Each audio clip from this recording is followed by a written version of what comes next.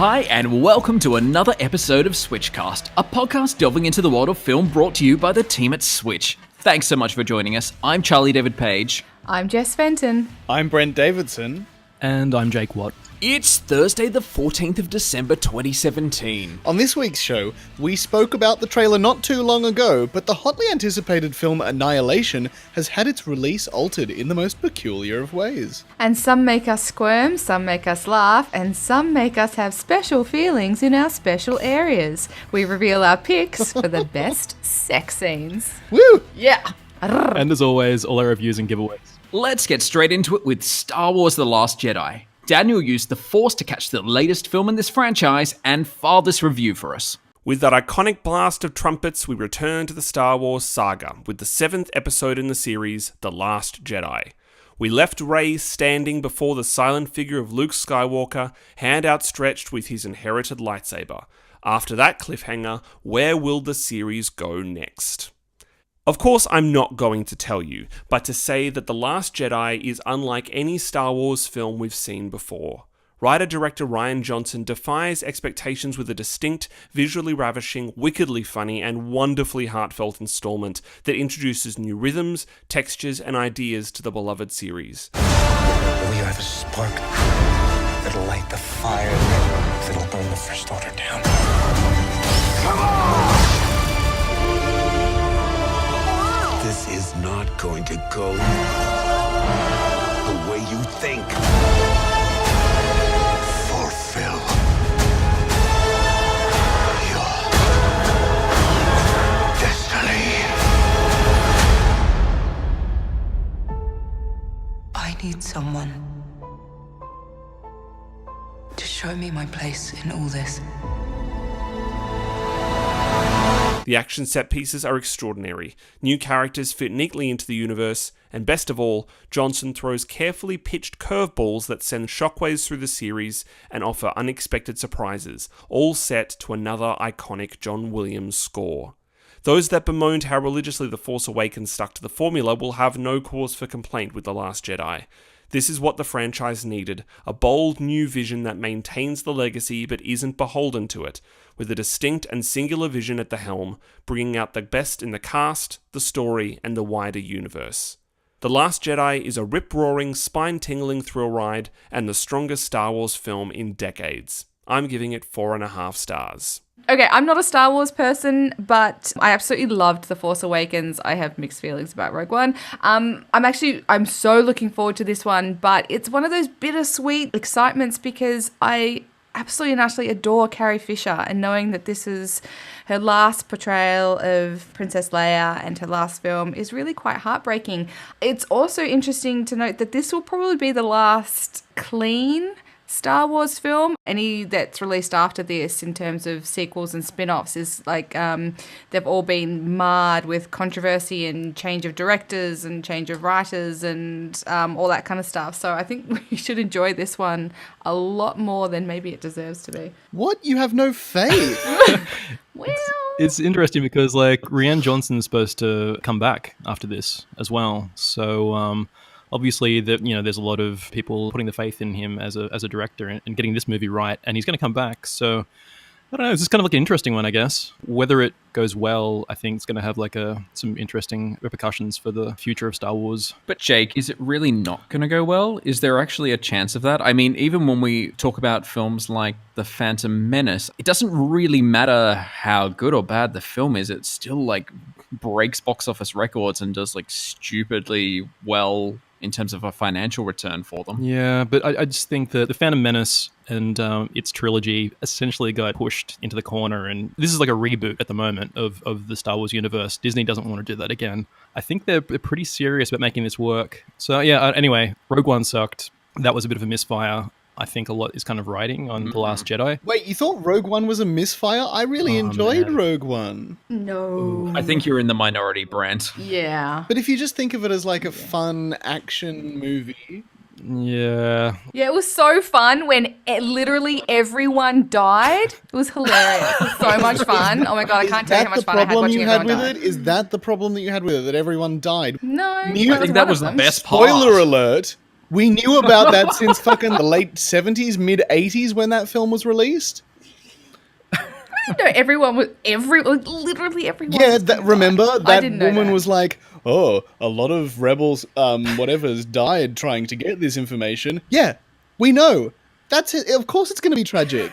Oh my god, I'm sorry. I didn't remember that one line from a movie that was made in the 70s before I was even born. Okay, I'm sorry. Ugh. Keep your noises of disgust to yourself, Brent. The woman you're talking about who has that one line, it's the character's name's Mon Mothma, and I'm so ashamed of myself that I actually know that character's name because that is some pretty nerdy shit. Yeah, I thought you weren't meant to be a big Star Wars fan, Jake. Yeah, I know. I love Fucking this. hell. I love this. I love this. I love this.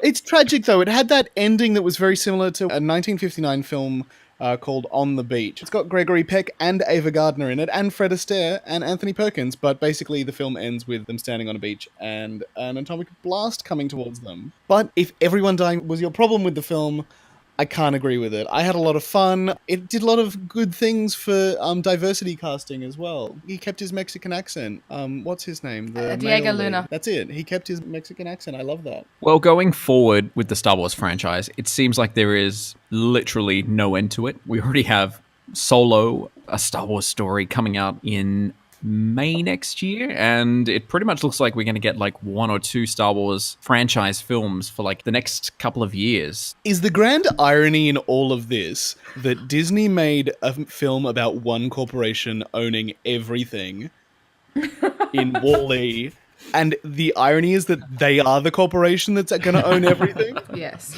Sooner or later. And that irony is lost on them. I've said that out loud now, and they're going to come for me. Yeah. You'll be dead the day this podcast goes out live. Oh, shit. Disney Oh, are God. coming for me. We'll put that on your Mickey tombstone, Mouse. sweetheart. Savage bastard. Yeah. Here Yeah. lies Brent. You know, quote, Disney came Disney for took me. Disney came for Disney me. came for me. Oh, my God. He lived by Disney, he died by Disney. Oh, sorry, off topic, but I tried to watch a little bit of that fucking Beauty and the Beast remake last night. It is awful. Isn't it? And, like, how unsubtle with Gaston's little friend who's constantly making, like, horrible gay jokes. LeFou. Yeah, it's not even funny, it's just offensive. Anyway, moving on. Look at me, I'm gay. Well, let's hope Star Wars The Last Jedi is a little bit better than Beauty and the Beast remake. You can find it in cinemas from today, and you can find Daniel's full review at maketheswitch.com.au. Brace yourself, it'll be very long. Much like the Star Wars saga. Also out today is Ferdinand, the story of a bull with a big heart. After Ferdinand is mistaken for a dangerous beast, he's captured and torn away from his home. Determined to do anything to get back, he puts together a misfit bunch of animals to escape and find Ferdinand's family. I had the perfect life. Until one day, all yours, little guy, everything changed. There's been a mistake! Nina! Ferdinand! Now I know when you look at me, you think big. You're ginormous! I can't wait to show you to the rest of the guys. They're gonna fertilize the yard. You think scary. Who are you? I'm Una. I'm Dos. And I'm Cuatro. What happened to Trace? We do not speak of Tres. I'm getting out of this place, and I'm not leaving anyone behind. Best plan ever! I've been waiting for this my whole flea-bitten life!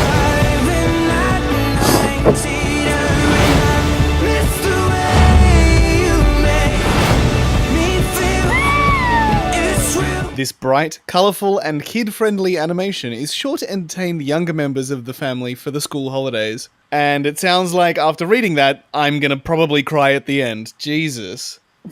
So you'll be one of those young members of the family who's entertained then. Yeah, absolutely. I will definitely be that young member of the family. Why do all these children's films have to be about things that are so sad? Like, I watched Moana again last night and pretty sure I got teary in that as well. And that's like only borderline sad, so... Oh no, when the grandma dies, it's really sad. God, that's like practically at the beginning. Yeah, exactly. Like the rest of the yeah. film is... It's about self-discovery, Brent. Yeah. Ugh. Aren't these all about self-discovery? Well, I guess that's like the easiest thing for a kid's film to be about. It is amazing in this cotton wool world and how we treat our kids that all these children's movies, they all deal with death. What is it with everyone trying to teach like kids about severely death? so, yeah. I realize it's important and it is, a part of life and what have you, but seriously, just like leave the kids alone once. Teach them about life or something. I've read something along the lines of this. In our modern society, we're so removed from death. Yes, it happens a lot and we get images of it, but back when we lived in much smaller communities, one person's death would affect the whole community and everyone would know. And also you were like agrarian and you would have to kill your own animals. So the children from a very early age knew that death was much more a part of the life cycle. But now in our sort of modern metropolitan lives, we go to the supermarket to get all of our food and all of that sort of stuff. So, if we can't teach kids about death through like beautiful animated features, they're not going to learn about it until someone dies. And hey, why would parents talk to them about it when they can send the kids to the cinema? So Yeah, please Kids, go go watch see- When a Monster Calls. Go see Pixar's Coco, where it's literally about a day of the dead. yeah. Much easier. Go see All Dogs Go to Heaven. They're all Go see Up. Oh Land my Before God. Time. Just go see They're the all first about 15 death. minutes of Up. Oh my god. But kids can handle this shit, so yeah. Kids can handle this shit. Also out today is Slack Bay.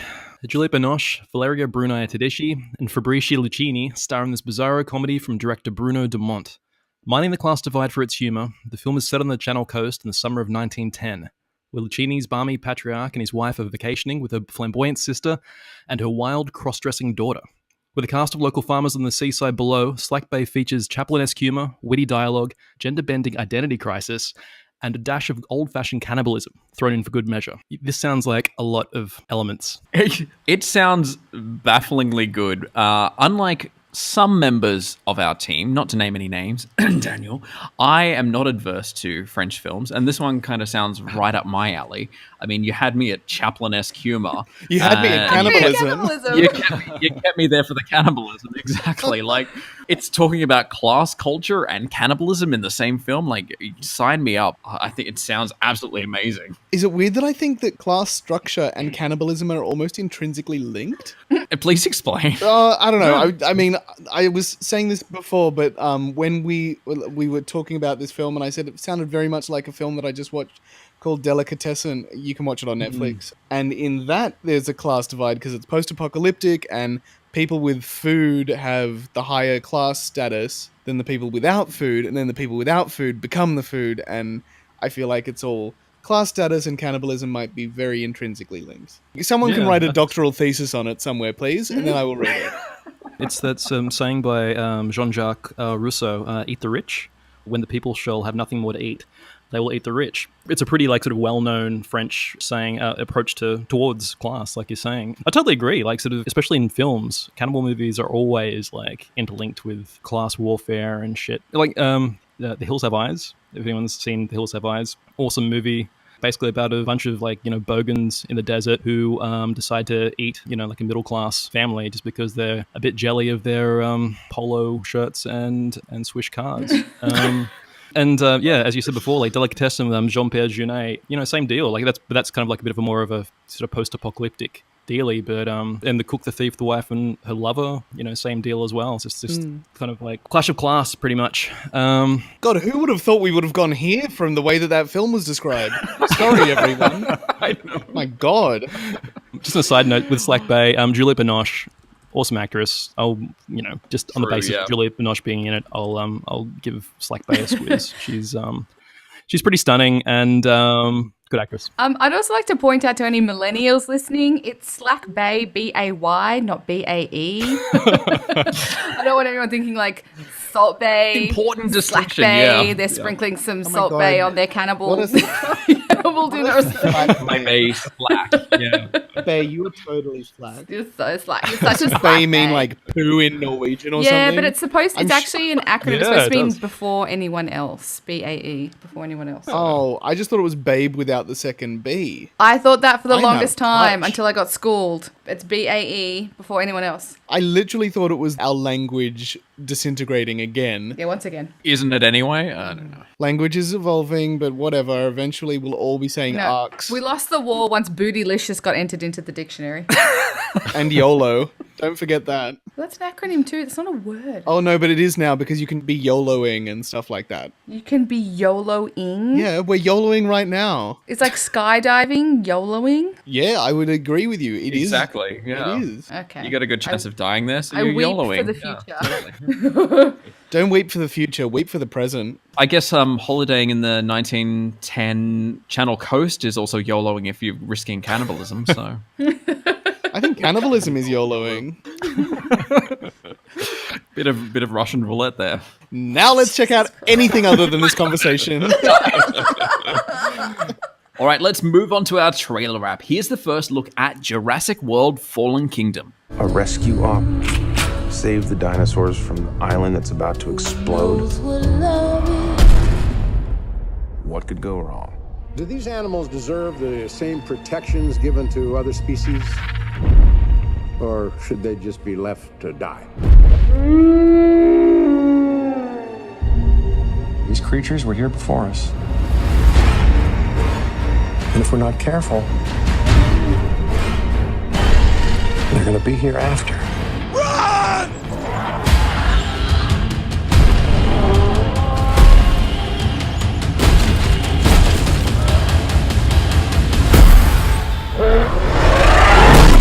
Life cannot be contained.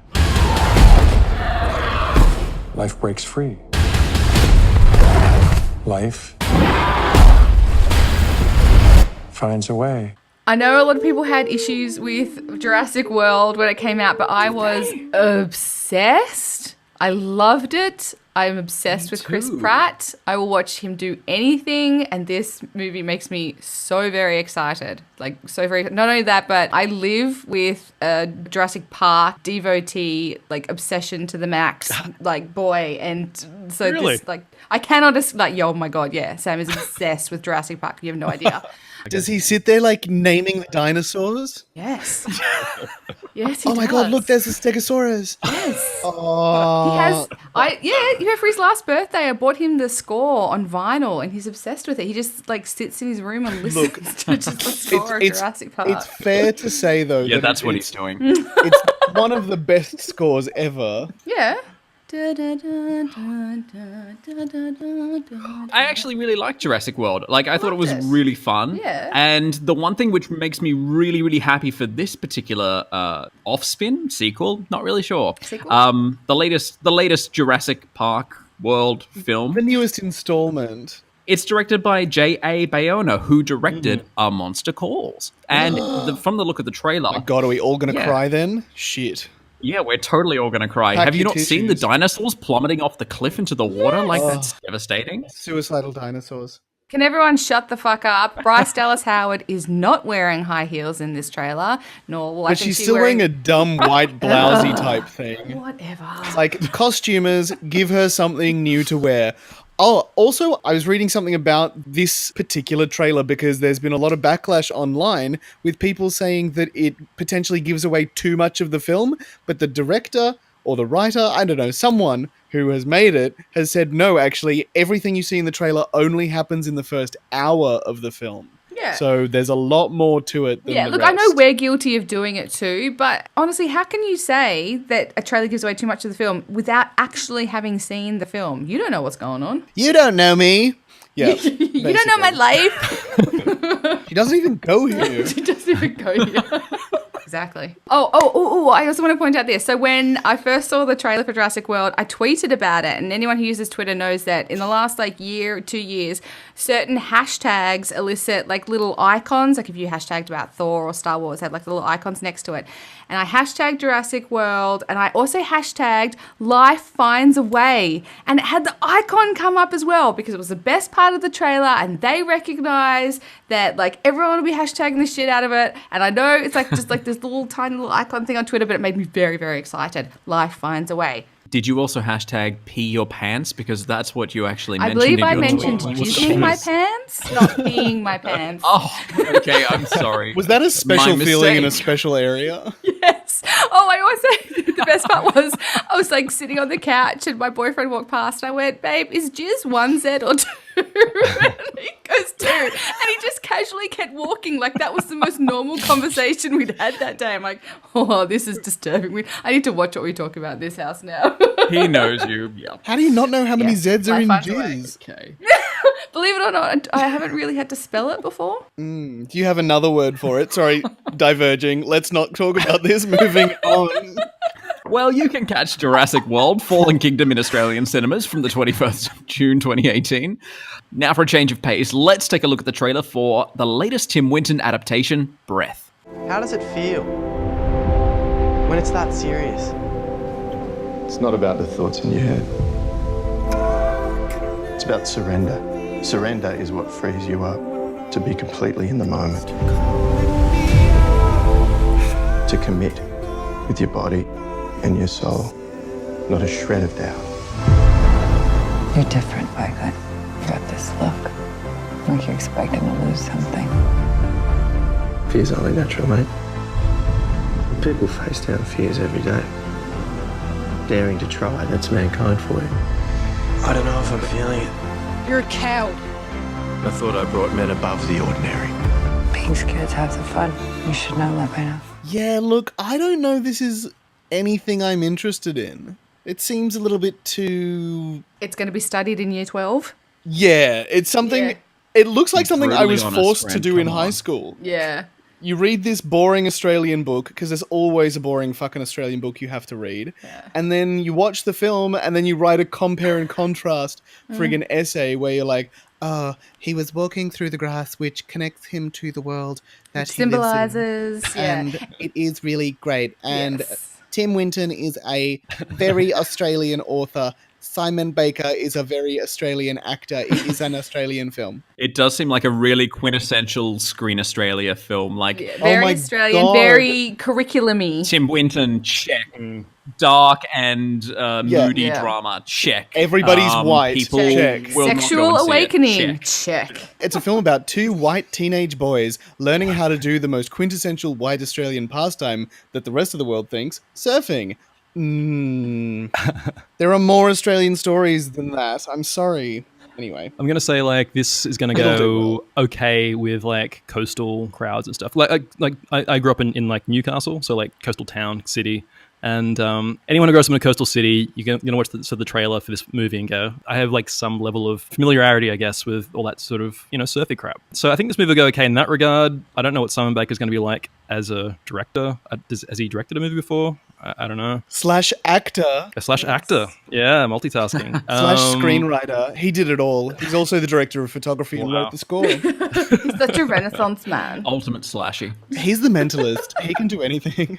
Like Elizabeth Debicki is in this as well, and who is pretty awesome in everything. Elizabeth Debicki, Queen. So that's one saving grace. Yeah. And Rachel Blake is also in this, and Rachel Blake is also awesome in everything. Australian actress. I don't really even know what Rachel Blake, the last thing she's been in, has been, but yeah, she's like an older Australian actress. Lately, yeah, I'm not sure either. Yeah, she hasn't really. I don't know. She hasn't really gotten enough exposure or kudos in the last few years, anyway. So I don't know, like, good actors in this. Simon Baker could be a good director. I'm sure it'll be fine.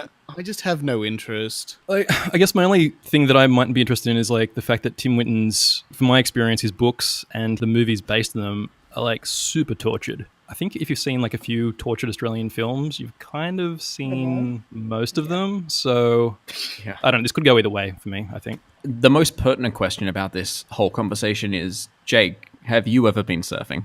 Have I ever been surfing? Yeah, man. I can show you photos of me surfing if you want. Am I a good surfer? No, not really. I would like to see that. Oh, don't. He'll get a special feeling in his special place. No, I just think it'd be funny because you'd be actually taller than the surfboard. But anyway. Longboard. It's a longboard. Well, Breath is in Australian cinemas from the 3rd of May 2018. And finally, let's take a look at Alita Battle Angel. May you always be brave in the shadows. It's a harsh world. The strong prey on the weak down here. The sun shines upon you again. Hear this prayer in my heart. Does it bother you that I'm not completely human? And will I'd do whatever I had to for you. I'd give you whatever I have. I'd give you my heart. Alita, they will come for you. Why? I think you are someone very special.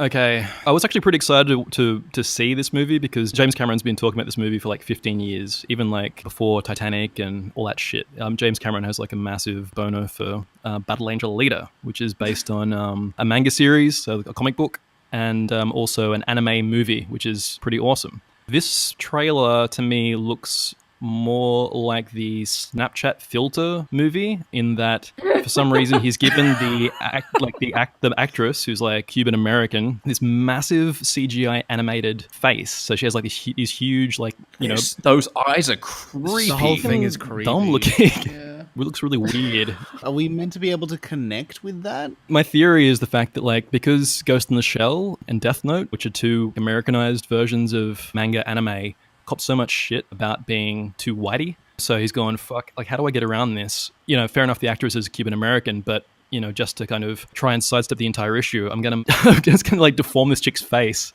to the point where you can't really criticize her for not being Asian or being too white or whatever. So, but also though, if that is the kind of case, I remember there were plastic surgeries in the eastern suburbs of Sydney. They specifically had on their like list removing and this is a horrible thing to say, but eyelids and stuff. Yeah, the eyelids, because there's that real stigma around Asian people and their eyes. And this just feels like he's gone the opposite direction and kind of, it almost feels like a racist statement in itself. Anyway, that's just me probably overthinking things. Well, to me, it's kind of like if you're going to make a character look like a live action anime character by, you know, altering the face so much, all the other characters should look like that as well. Like Christoph Waltz should have like 20-foot eyes, like these gigantic baby seal eyes as well and stuff, which would be awesome, I think. I don't think this needed to be a live film.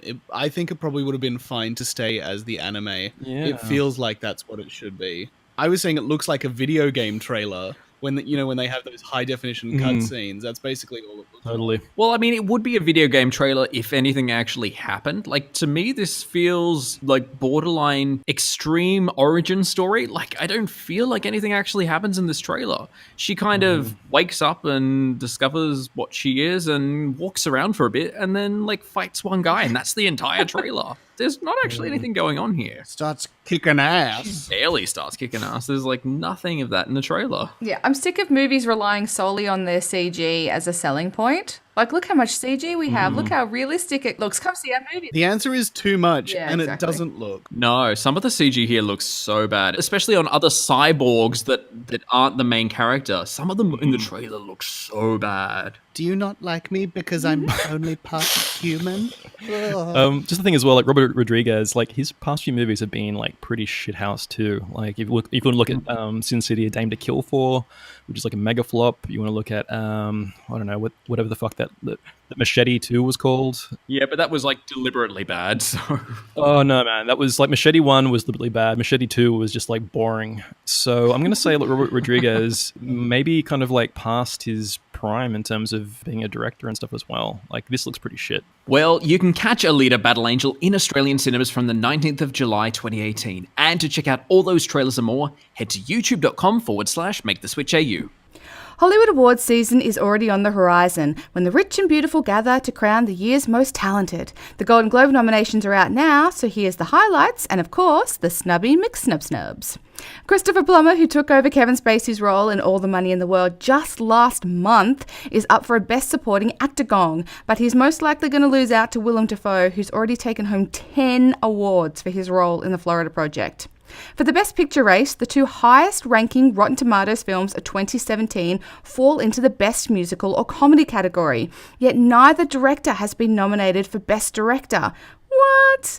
Both Jordan Peele for Get Out and Greta Gerwig for Lady Bird are debut directors, but missed out on a nod. While Greta's been snubbed in the all-male nominee category, she is up for Best Screenplay. Now for the good stuff, the actors. Queen Meryl is up yet again for her role in Spielberg's The Post, but word on the street is Sally Hawkins is the one for beat, as she's taken home 2 trophies for The Shape of Water so far, while Frances McDormand has 4 sitting on her mantle for 3 billboards outside Ebbing, Missouri. For the man, it's 21-year-old Timothée Chalamet up against 4 Oscar winners.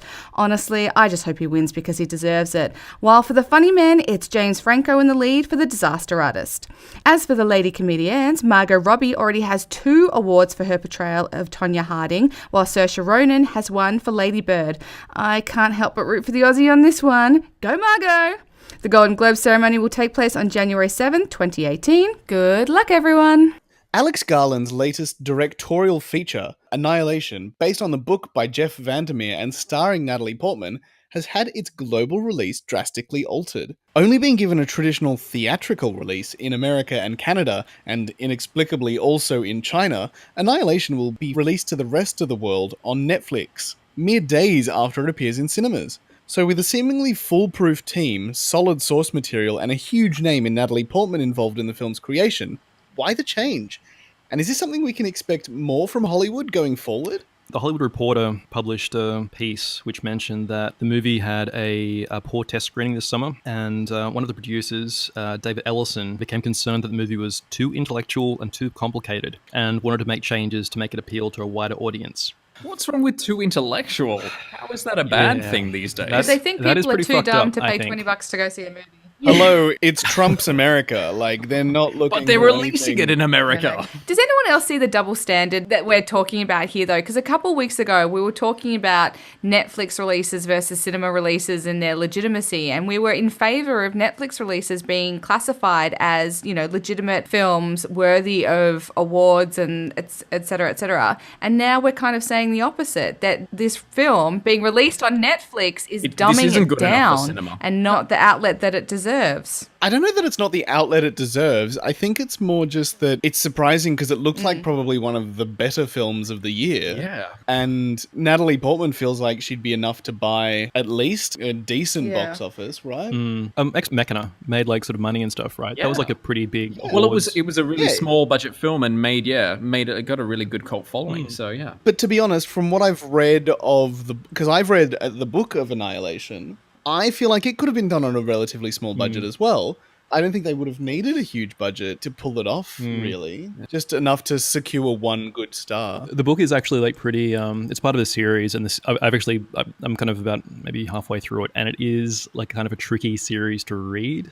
That being said, it's tricky to read. I don't think it's kind of like beyond the capabilities of a global audience to understand. I just kind of find this really fucked up. Like, I just think sort of, holy shit, like our audience is like so dumb now that, you know, studios that like think we just can't appreciate like a fucking, like a sci-fi movie with Natalie Portman in it, which has like some twists and ambiguities and whatever. There are 8 Fast and Furious movies and more to come. Yes, audiences are dumb. Okay? They're 8. But Arrival worked so well in cinemas. You know, it got such good word of mouth reviews. It got great critical reviews, and it made a decent amount at the box office. I don't see this being terribly separate to that. It's just safe. They're just doing it for safety. Yeah. They've struck a deal with Netflix, and they at least know they're going to make their budget back or whatever, and that's all that they need. Yeah, exactly. Exactly. They've clearly written a contract up with Netflix where Netflix are giving them more than the budget of the film, and hey, I guess if you've guaranteed the fact that you're making your money back, why wouldn't you say yes to that, you know? Even if it's showing to a smaller number of people. And you know, why didn't you do it with Geostorm? Yeah. Oh, God, why not? Well, they're wishing they had now. Because of the huge budget, like they never would have made their money back with Netflix. Speaking of fantastic films Gerard Butler is in... Yes. Which there is a very limited list. It's a long list. It's really It's not really a list so much as a single title written on a piece of paper. Yeah. How to Train Your Dragon. That is all. That is it. Guys, that's not what Charlie said in the warm-up. In the warm-up, Charlie was like, I loved him in Phantom of the Opera. What is with you and paraphrasing me? That was highly sarcastic. Oh my God, that paraphrasing was so good. Charlie made a mistake. He put this thing on Facebook, just to let you all know out there. He put this thing on Facebook being like, on top of the world again, hashtag I'm on a mountain or whatever. And I then commented with Delta Goodrem sitting on top of the world. And Charlie said something you're like, terrible. yeah, because I know every Delta Goodrem song by heart, not is exactly what he wrote. And then underneath I wrote the quote, I know every Delta Goodrem song by heart. Charlie, 2017. You can grab a quote out of anything, man. Yeah, man. Yeah, why don't you go work for the Daily Mail already? Yeah. Anyway, I'll let you get back to Delta. Anyway, we should probably move on with this podcast. Okay. It's getting hot in here. So hot. It's so hot. IndieWire have taken it upon themselves to rank the best sex scenes of the 21st century. Shut up, Brent. Sorry. If you ask me, there are many glaring omissions, but I'm keen to hear what you guys think. Any thoughts or additions you'd like to make to this list? Bow, wow, wow. Why is it the best sex scenes of the 21st century? Were there not any highlights in the Apparently 20th not. century? No, that's or another earlier? 4-page article. Oh, I missed that list. Oh, Yeah. okay, I see. Oh, that's a shame. Well, look, I agree with one of their very high films, which was number 3, Y tu mamá también. That's definitely one of the raunchier ones that I've seen. I think I need to ask the question though, what constitutes I know they haven't actually Best sex listed scenes. the What are they looking criteria that for? they've based this list on, which might account for the fact that there are so many omissions. Well, I think that's why you use a word like best and you can do anything. Yeah. I think the criteria was, oi, everyone, what are some movies that have some decent sex scenes in the office? because they missed out on so many classics, and I Yeah. was writing down a list of some that aren't featured in here, and I realized that maybe I should create a list of what I think are the funniest sex scenes, because there's a lot on here. But I'm just talking about like classics. I'm talking like Risky Business, the scene on the train, or American Psycho, on the set of On the train? What about on the stairs? the whole movie, man. But like American Psycho, Ghost, Mr. and Mrs. Smith. I was really surprised by the omission of What's the sex scene in Mr. Mr. and Mrs. Smith. They like trash the house while having sex after they find out that they're who each other is. Anyway. Oh god, I think I've just Okay. blacked that movie up for my But like mind. also I'm gonna play the girly card. I'm gonna say The Notebook. The Notebook is a really great and really hot sex scene. But in terms of funny, I love a good funny sex scene. And I know that this scene wasn't meant to be funny and it belongs to one of the most god awful films ever. But who here No, you're not allowed to say it. Who, Please who don't. here has seen the movie The Counselor, where Cameron Diaz Oh, yeah. Cameron Holy shit. Diaz climbs on board the windscreen of a very expensive car, straddles it, and then goes to town. Yeah. While some It guy was very prominent in the trailer. watches. Holy shit. Yes. I have not Yeah. seen that film. One of my favorite sex scenes ever on film is in a movie called Shoot 'Em Up, where Clive Owen and Monica Bellucci have engaged in a gunfight while having sex at the same time. It is fantastic. I highly recommend everyone see that. But like this was my biggest gripe with the list. I think the best in terms of just like cinematically, story-wise, it is the best, and it's one of the sexiest fucking sex scenes I've ever seen in my entire life, is Atonement. Keira Knightley and James McAvoy in the library up against the books in Atonement is my number one pick for best sex scene ever. Ever. God, there must be more than this provincial life. Jess, I see your atonement and I raise you a short bus. Which literally, scene? the whole movie is a real- sex scene. it's like real It's sex, just- right? There's no need to choose. No, but like that straddles the line between porn and not porn, because a lot of that is unsimulated, Yeah, unsimulated sex. sex. Yes, Yeah, true. it's true. But that is a great movie. Short Bus is a great movie. From that very opening and very orgasmic first scene. How is Short Bus not on the list? How is I know, Short how Bus is not Short on the Bus list? not on that list? Maybe because it's not a scene; it's an entire movie. I have to admit, with this list, I'm really disappointed that Team America World Police wasn't higher up. I think that's one of the most iconic sex scenes I've ever seen. It depends how you depict best. Like, it's like hilarious and it's ridiculous, but Or are we looking for like heartbreaking? Like, yeah, best is a very... if it's like the sexiest, then it's definitely not. What do you mean? You don't get turned on by marionettes having sex with each other, Charlie? Technically Weird. considered sex. Thrusting There's against like, each other, there's no. they don't have genitals. I tell you what sex scene should have been on this list, and that I think is a glaring omission. but it's the most iconic sex scene I can think of Titanic. right now. No, fuck Titanic. Okay. Fuck Titanic. And if we were going with like mediocre sex scenes from James Cameron movies, that bit where they like intertwine their ponytails in Avatar, hot. It's the same tails and horse thingies. It's like borderline bestiality. Well, no, it's borderline like CG. No, it doesn't make any sense. It's not even real, is it? I don't know these feelings that I'm feeling in my special place, said Charlie. Nick, you didn't tell us. What's your film? My sex scene is iconic. It is classic. It is something that you can never get out of your brain. But it happens in a pool, and it happens in the classic film Showgirls. How can anyone not go past that moment where Nomi, or whatever her name is just like getting her brains bonked out, but it's so ridiculous. She's just like, she like almost got like shaken baby syndrome or whatever in that scene. It goes for so long, and I don't know how she didn't drown. I don't know how she didn't piss herself laughing, or the guy underneath her was like, I'm sorry, I can't take this scene seriously anymore. All right, I'm just going to jump in quickly with some sex scenes. So, Hot Shots 2, Charlie Sheen, Valeria Golino. Yeah, but they're making fun of 9.5 weeks in he that actually scene. Like cooks breakfast so on really her. it should be 9.5 weeks that you're talking about. Before the Devil Knows You're Dead, it is like the hottest Philip Seymour Hoffman sex scene Philip Seymour you'll Hoffman ever see. has a sex scene? The No one only wants to see oh that. yeah, it's like sort of Sidney Lumet. The movie opens with like this 10-minute long sex scene with Philip Seymour Hoffman and Marissa Tomei, nudity, all the good stuff. Blade Runner 2049 came out this year. Pretty awesome sex scene with Ryan Gosling where it's like sort of two robots and a hologram having a threesome. Splice, Adrian Brody having sex with a mutant. What about Antichrist? No, that is not sexy. That is horrifying. I still have nightmares about that movie. Wait. Which crap? Which one? Antichrist.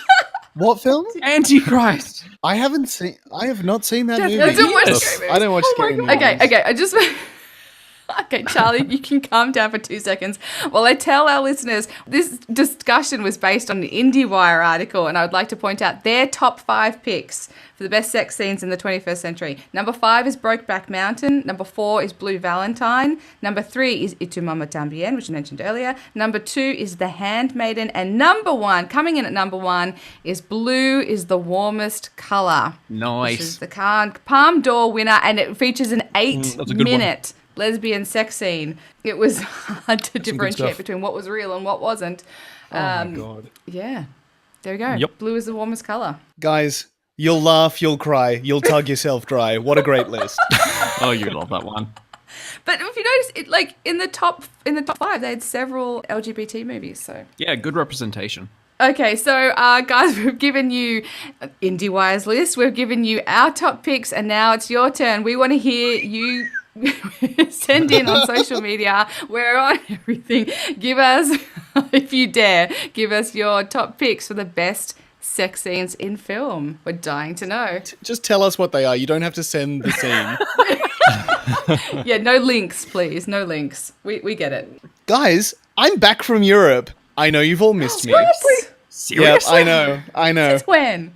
Well, since last I barely summer. heard you in this podcast. You've been here this whole time? Oh my god, I know. Where have I come from? Oh god. The children have finished singing, and I'm back to sweltering in the Australian summer.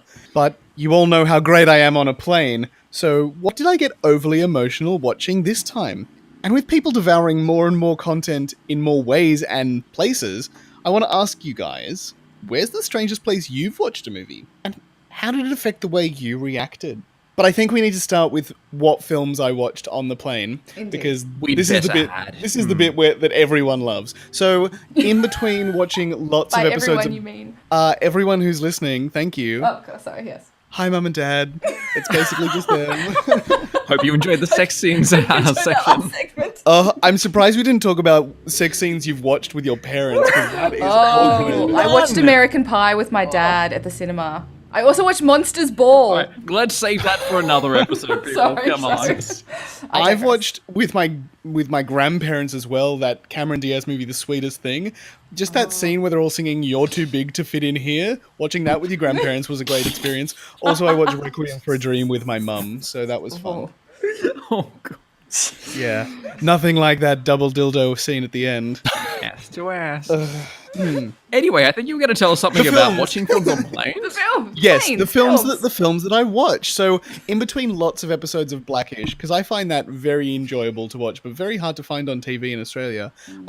I watched The Dark Tower, which didn't leave much of an impression. Ugh. I thought I was really going to enjoy that, but I didn't. I fell asleep watching Baby Driver. Oh, shame. Brute. Shame. What? Shame. It was a long flight, and I'm not Watch it uncultured first, or then. uncivilized, What? so Yes, you are. I don't fly unmedicated, basically. What's your favorite film again? I'm sorry. Are you talking about League of Extraordinary Gentlemen? Because I if that was on sure if that was on the flight, I definitely would have watched it. On loop. Actually, yeah, if I could, I would have.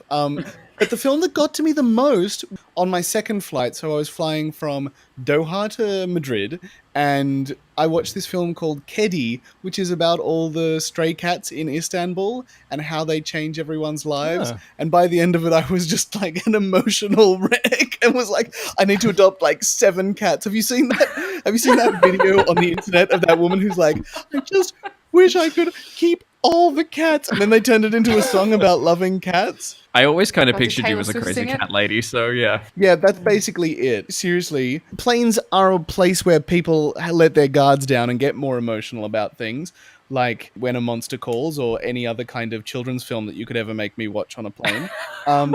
See, I think it's the opposite. You try to reserve yourself because you are so close to complete and utter strangers and you don't want them thinking that you're weird. Like, my experience is I'd seen it before, but I stupidly watched Toy Story 3 on a plane once. And I went from hysterical, full body shaking, trying to stifle my laughter during the scene where Buzz Lightyear becomes Spanish and starts salsa dancing, to absolutely bawling my eyes out at the end. And you're just trying to stifle it all, and it does weird things to your body, and you're trying not to draw attention to yourself, and then like staff members walk down the aisle and look at you funny, and I think it's How different. close were you sitting to people? Well, I was in between 2 people in economy. I'm not rich. Fuck you. I had a whole row to myself at the time when I was watching Monster Calls, and actually when I was watching Kedi as well. And how many G&Ts in? Ooh, none watching Kedi. Oh no, 2 watching Kedi, and maybe like 4 watching When a Monster Calls, and I was just like done. Oh my god, All the feels. all the feels. All the feels. But like, The feels for the felines. I think as well, though, places definitely can help how you see or how you feel when you watch a movie. I remember I once went to one of those world movies secret screenings in an abandoned train thing underneath Central Station in Sydney. And we watched the film Trans-Siberian, and I mean, it would have been great if they had have been able to get any air into that space, because a woman in front of us fainted, and then it got shut down the next night because it was way too hot, which was really ironic. So you felt the claustrophobia of the train? We did, and it was like claustrophobic and blah blah blah, but way too hot, so I didn't get that Trans-Siberian feeling. Not the chill of the... We have some great giveaways up for grabs this week. First up, we're giving away 5 double passes to see Call Me By Your Name in cinemas. It's the summer of 1983 in the north of Italy, and Elio, Timothy Chalamet, spends his days in his family's 17th century villa. One day, Oliver, Armie Hammer, arrives as the annual summer intern. Amid the sun-drenched splendor of the setting, Elio and Oliver discover the beauty of awakening desire over the course of a summer that will alter their lives forever. We also have 5 copies of Wind River to give away on Blu-ray. Jeremy Renner is Corey Lambert, who stumbles upon the body of a murdered teenage girl frozen in the desolate wilderness of the Wind River Indian Reservation. When rookie FBI agent Jane Banner, Elizabeth Olsen, is assigned to the case, she enlists Corey's help to navigate the unfamiliar terrain and unforgiving conditions as the two venture deep into the world ravaged by violence and the elements. Breathe hits cinemas this Boxing Day, and we're giving you the chance to win one of 10 double passes to see it on the big screen. Andrew Garfield portrays Robin Cavendish in this real-life story of a man in the prime of his life when he's paralysed by polio and given just months to live. Against all advice, Robin's wife Diana brings him home from hospital, where her devotion and witty determination inspire him to lead a long and fulfilled life. And Arnie's back in 3D. So we're giving you the chance to win one of 5 Blu-ray copies of Terminator 2 Judgment Day. Set 10 years after the events of the original Terminator, this is arguably one of the best action films ever made, and has been restored and remastered by James Cameron himself. To win this and all of our awesome prizes, head to maketheswitch.com.au/comps now. And before we go, we'd like to offer you some cinematic inspiration, with each of us suggesting one film that you should see this week and why. For me, you want to watch something funny? I definitely have a good suggestion for you. I am a bit of a Steve Martin fan, cannot deny that. Really love Steve Martin. And one of my favorite Steve Martin films dates back to 1996. Yes. It is possibly his funniest film, and it is just the most ludicrous thing you will ever watch. It is called Sergeant Bilko. Yes! Basically, So good. Steve Martin plays a sergeant, obviously, at the motor pool at an army base. And this new cadet comes in. He's meant to be joining the motor pool. And he basically finds this old motor pool is being rorted. It's like he's basically running a casino out of the motor pool and gambling and all this sort of stuff right under the nose of all the bosses of the army base. The very, very naive bosses played by Dan Aykroyd. And then an adversary from Bilko's past comes in, played by Phil Hartman, and kind of creates all this trouble. But you've got all these little quirky characters, the most hilarious characters on the base. And it is honestly just one of the most quotable movies of all time. My good friend Lachlan and I, we just like sit there and send Sergeant Bilko quotes back and forth. One of my favorite being, have a plan. P-L-A-N, plan. But he's like writing on the board P-A-L-N. Anyway, you've got to watch it. You've got to see it. It's so good. It's like, you just have to see it. What about the kids? They won't die. In fact, that'll be our motto. They won't die. Why is there a horse? Keeps the flies off the food. It is just such a fucking hilarious Yeah, it also reunites Steve Martin with his Dirty Rotten Scoundrels co-star Glenn Headley as well, so it's amazing. And it's got a great female cast in there too. It's got an early role for Pamela Adlon in it. She's so good in this as kind of this gritty girl who's working in the motor pool. And Glenn Headley is Bilko's love interest, who's like kind of the most grounding person in this film. Yeah. So they're both fantastic too. So yeah, go check out Sergeant Bilko. It is freaking hilarious. Jess, your turn. What have you got for us this week? I'm not recommending one film. I'm recommending 3, actually. What? Is that allowed? Yeah, it is today. Because it's a trilogy by one of my favourite filmmakers, Richard Linklater. In 1995, Julie Delpy and Ethan Hawke made an incredible film called Before Sunrise. It is a masterclass in filmmaking. Like, actually, nothing really happens in this film. It's just two people wandering around and talking for the entire duration, and it is absolutely brilliant. Like, the whole film was basically improvised and was nominated for an Academy Award for Best Screenplay. But it was improvised? I know. Fuck? So, oh, that's not fair. So they made their sequels come every 9 years. So Before Sunrise, then there was Before Sunset, which came in 2004, and the final one in the trilogy was Before Midnight in 2013. And it completes the story of these two characters, which is Celine and Jesse. They meet by chance on a train in Europe, and they spend the night together. And then each film sort of picks up 9 years later, and we see where they are together and where they are in their lives and if everything's worked out and how it's all going. It's fabulous. If you've seen these films, it makes sense when you realise that Richard Linklater went on to make Boyhood afterwards. It's kind of the same idea where you are just... Afterhood or in between? Yeah, well, because it follows lives. In Boyhood, it was obviously the life of this child and his family, where this is the life of these two people, but more importantly, their relationship and how it evolves over the years. And it's absolutely fabulous. And I highly recommend everyone go out and watch the trilogy. It's called the Before trilogy. So it's Before Sunrise, Before Sunset, and Before Midnight. It is so good that I'll let you get away with cheating for this week. All right, Brent, what gem do you have for us? Well, quite often I inspire myself, and I've done that again during this podcast. So... that makes one of us. I'm going to go with the 1995 classic film, Showgirls. If you haven't seen Showgirls, you need to. It is so bad that it is good. It is infinitely quotable. It is a lesson in how maybe not to act on film, but oh my god, it is so great. Like, it's a Versace. Exactly. It's a Versace. It's camp, but it's melodramatic. It's kind of just a total train wreck, but you have to see it. Yeah. And obviously, as I said earlier in the podcast, it has a pretty ace sex scene that will scar you for life. I reckon that The Room is a better movie than Showgirls, but both are equally as enjoyable to watch. But unlike The Room, there is a sequel to Showgirls. Is there? Yeah, Showgirls 2. It's about one of the lesser characters who basically crowdfunded to make this 3-hour, even worse film than Showgirls 1. Oh, it is Showgirls 2. Pennies from Heaven came out in 2011. Here's an actual quote from the film.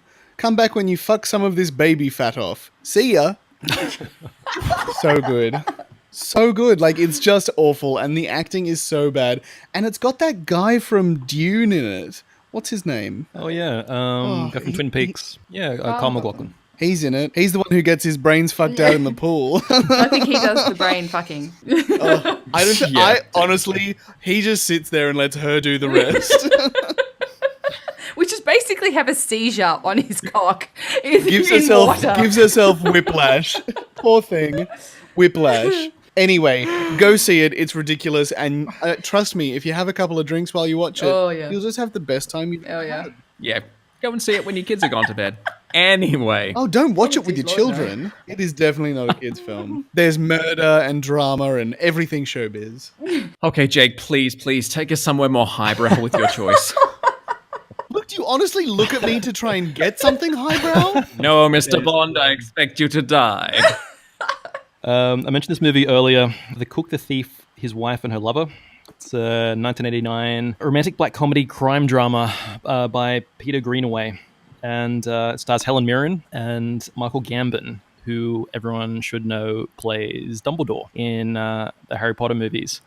So Michael Gambon basically plays... Yeah, and he plays like the most hideously evil gangster in this movie, beating guys up, tons of scatology, all that type of shit. So, yeah, it's kind of like I guess if you're like a real Harry Potter completist, you really should watch this movie just to kind of like get a fully rounded view of Michael Gambon's acting ability. And the movie itself is like, if you've seen like a Peter Greenaway film. But again, not with the kids? Well, I don't know. It depends on what sort of parent you are, I guess. Like, I would let someone else's kids watch this movie. Like, I'd be cool with it. But yeah, it's a Peter Greenaway movie. It's like absolutely beautiful to look at. Jean-Paul Gaultier designed all the costumes and the outfits.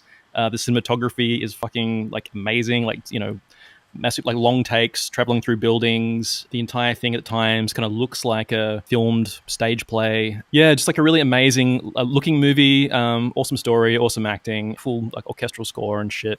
Yeah, so anyway, The Cook, the Thief, His Wife and Her Lover. Highly recommended. Go and check it out. Well, thank you for raising the bar. You certainly know Brent's back on the podcast this week. That's for sure. Oh, God, Charlie, your bar has been raised since that sex story, so let's move on, please. Oh, my God. Well, you can find the links to all the articles we've talked about on this week's podcast at maketheswitch.com.au. Please subscribe to SWITCHCast on iTunes or your favorite podcast platform, and don't forget to rate us. And stay in touch on Twitter. I'm at Charlie_David. Jess? I'm Miss Jess _Switch. Brent? At Brent C. Davidson, and that is the letter and not the body of water. Of course. And Jake? At Jake Chatty. Like it, follow it. You can find us on Facebook, Twitter, Instagram, and YouTube at MakeTheSwitchAU to stay up to date with all the latest reviews, news, trailers, and giveaways. And you can find all the notes and links to everything we've discussed on this week's podcast, almost everything we've discussed on this week's podcast, as well as... Yeah, not the X-rated stuff. Guys, you do not want to see that. Or you do, who knows, enjoy. As well as all other episodes by visiting switchcast.com.au. On next week's show, we have every single Boxing Day film reviewed. Get out your notepad as we reveal our highlights for the biggest day in Australian cinemas. Thanks so much for listening. We'll see you all next week.